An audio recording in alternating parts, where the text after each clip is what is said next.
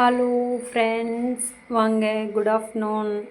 இன்றைக்கி என்ன பண்ண போகிறோம் அப்படின்னு பார்த்தீங்கன்னா, மதியம் லஞ்சே தான் பார்க்க போகிறோம். என்ன லஞ்ச் அப்படின்னு பார்த்திங்கன்னா, ரேசன் அரிசி சாதம், இது பீக்கங்காய் மசியல், இது 4 நாளைக்கு முன்னாடி வச்ச சுண்டைக்காய் குழம்பு, இது மீல் மேக்கர். உங்களுக்கு எல்லாருக்கும் தெரியும். நான் காய் எதுவும் இல்லைன்றதுனால இது பொரித்து வச்சுருக்கேன்.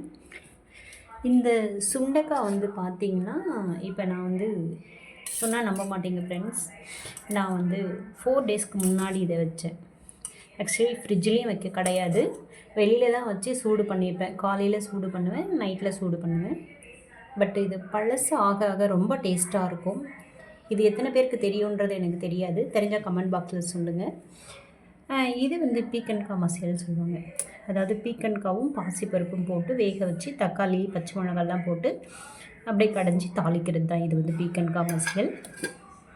இதுதான் ஆக்சுவலி இன்றைக்கி நம்மளோட மத்தியான லஞ்சு.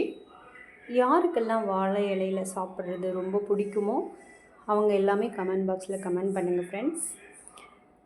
தேங்க்யூ.